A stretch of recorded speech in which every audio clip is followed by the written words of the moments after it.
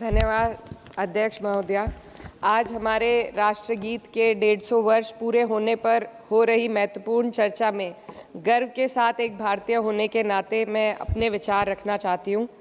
सदन में इतिहास को तोड़ मरोड़ कर पेश करके फिर से मुस्लिम तुष्टीकरण के नाम पर भारतीय मुसलमानों को कटघरे में खड़े करने की कोशिश की जा रही है।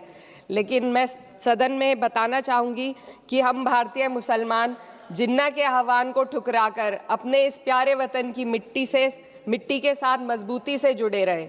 हमने महात्मा गांधी, बाबा साहब डॉक्टर भीमराव अंबेडकर, रविंद्रनाथ टैगोर जी, सुभाष चंद्र बोस जी, मौलाना अबुल कलाम आज़ाद, अशफाक उल्लाह खां साहब के विचारों को अपनाया। हम भारतीय मुसलमान इंडियंस बाय चॉइस हैं, बाय चांस नहीं। वंदे मातरम के किन छंदों को राष्ट्रगीत के तौर पर अपनाया जाए, यह फैसला सर रविंद्रनाथ टैगोर और सुभाष चंद्र बोस जी जैसे नेताओं के परामर्श के बाद हुआ। क्या अब हम उन महान नायकों की समझ पर प्रश्न चिन्ह उठाएंगे? उन्हें देश को बांटने वाला और तुष्टीकरण करने वाला कहने का पाप करेंगे? उन महान हस्तियों ने वंदे मातरम के उन छंदों को अपनाया जिन्होंने देश के हर वर्ग, हर धर्म के मानने वालों को एक सूत्र में पिरोने का काम किया। और मैं एक घटना आप लोगों के सामने रखना चाहती हूँ। वर्ष 1998 में उत्तर प्रदेश सरकार के मंत्री रविंदर शुक्ला जी ने स्कूलों में राष्ट्रगीत को गाना अनिवार्य कर दिया था। लेकिन तब के तत्कालीन प्रधानमंत्री अटल बिहारी वाजपेयी जी ने, जो उस समय लखनऊ के दौरे पर थे, उत्तर प्रदेश सरकार के इस फैसले पर नाराजगी जताई और यूपी सरकार ने राष्ट्रगीत को अनिवार्य करने वाले मंत्री को बर्खास्त कर दिया था। अब मैं सत्ता पक्ष से सवाल करना चाहूंगी।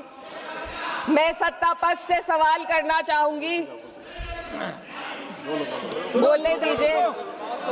मैं सत्ता पक्ष से सवाल करना चाहूंगी कि जो विजन आजादी के समय के लोगों का था राष्ट्रगीत को स्वेच्छा पर छोड़ने का, उसी का अनुसरण माननीय अटल बिहारी वाजपेयी जी ने किया, तो क्या वह भी मुस्लिम तुष्टीकरण कर रहे थे? जी नहीं, अटल बिहारी वाजपेयी जी राजधर्म निभा रहे थे। देश में सब धर्मों को एक साथ लाना, सबके जज्बात का एहसास करना ही सबसे बड़ा राष्ट्रवाद है। माननीय अध्यक्ष महोदया, आज हमें वंदे मातरम के असली भाव को समझना जरूरी है।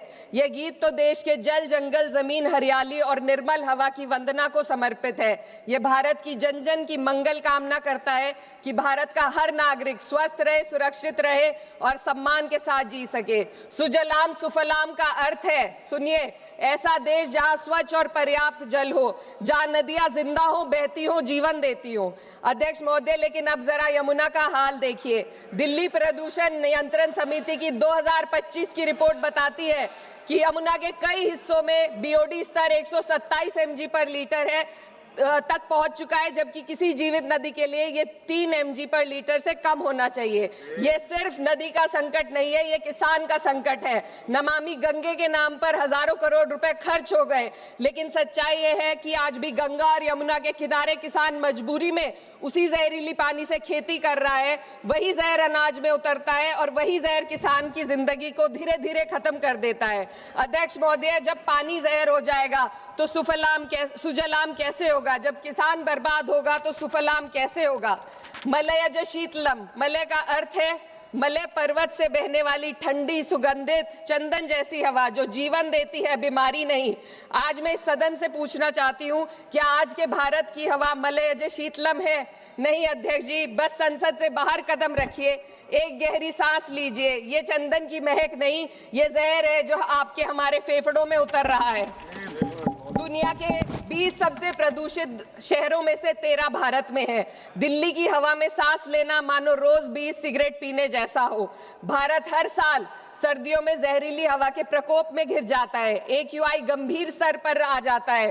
ठंडी हवा का सपना अब गैस चेंबर की हकीकत बन चुका है। हम वो देश हैं जहां सरकार प्रकृति पर बने गीत का मान मर्दन तो करती है, पर उसी प्रकृति, जंगल, हवा, पेड़ को बचाने वाले कानूनों को धीरे धीरे खुद ही खत्म कर रही है।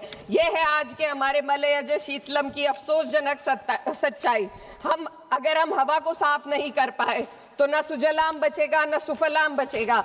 माननीय अध्यक्ष महोदया, सस्य श्यामलम का अर्थ है ऐसा देश जहां उपजाऊ जमीन हो, जहां खेत फसल से भरे हो और किसान कर्ज और निराशा में न डूबा हो। आज किसान सिर्फ मौसम से नहीं लड़ रहा, वह प्रदूषण, नीतियों की बेरुखी और सिस्टम की नाइंसाफी से लड़ रहा है। एक तरफ कॉरपोरेट के लोन माफ होते हैं, दूसरी तरफ किसान को उसकी वाजिब एमएसपी भी नहीं मिल पाती है। आप ग्लोबल सुपर पावर बनने की बात करते हैं, लेकिन हमारी पर कैपिटा इनकम दुनिया में 136वें नंबर पर है। हम अपने छोटे पड़ोसी देश से भी पीछे हैं। हमारे लोग $2,500 तक भी नहीं कमा पा रहे एक साल में, और जिन अरबपतियों की ये रक्षा करते हैं वो इतना पैसा एक सेकंड में कमा लेते हैं। आज वंदे मातरम को बुनियाद बनाकर राजनीति की जा रही है, लेकिन जमीन पर जंगल पूंजीपतियों को सौंपी जा रही है। आदिवासियों को उनके घरों से उजाड़ा जा रहा है। मातरम में जो मातरा माता है वे सिर्फ मातृभूमि की वंदना नहीं, वे इस धरती की हर नारी, वे इस देश की हर बेटी, हर महिला के सम्मान की बात भी करता है। लेकिन आंकड़े अगर आप देखेंगे, एनसीआरबी की हाल की रिपोर्ट के अनुसार, मैम जसवंत के अनुसार देश में हर वर्ष लगभग 30,000 से अधिक बलात्कार हो रहे हैं। यानी एक दिन में 80 से अधिक महिलाएं यौन हिंसा का शिकार होती हैं, और ये सिर्फ दर्ज मामले हैं। जब जम्मू कश्मीर की एक बच्ची हिंसक अत्याचार का शिकार होती है, जब सत्ता से जुड़े लोगों पर आरोप लगते हैं और कार्रवाई वर्षों लटक जाती है, जब उन्नाव की पीड़िता लखनऊ के दरबार में इंसाफ को लेकर अपनी जान देने पर आमादा होती है, जब बिल्किस बानो के अपराधियों का सरकार के लोग द्वारा स्वागत किया जाता है, तो ये घटनाएं वंदे मातरम की आत्मा पर चोट पहुंचाती है। मैं अध्यक्ष महोदया बस यही कहना चाहती हूँ अपनी बात को अंत में रखते हुए कि वंदे मातरम सिर्फ अतीत की ललकार नहीं, ये वर्तमान की जिम्मेदारी है। ये आत्म मंथन की घड़ी है। यही समय है कि हम वंदे मातरम को सिर्फ नारा नहीं, नीति और जिम्मेदारी बनाएं। और अपने जज्बात को मैं आलमा इकबाल साहब के तराना-ए हिंद के साथ इस सदन में रखना चाहती हूँ कि सारे जहां से अच्छा हिंदुस्तान हमारा, हम बुलबुले हैं इसके, ये गुलसिता हमारा, मजहब नहीं सिखाता आपस में बैर रखना, हिंदी है हम, वतन है हिंदुस्तान हमारा। अगर आप ये वीडियो YouTube पर देख रहे हैं तो हमारे चैनल को सब्सक्राइब कर बेल आइकन दबाएं, और Facebook पर देख रहे हैं तो हमारे पेज को लाइक करें।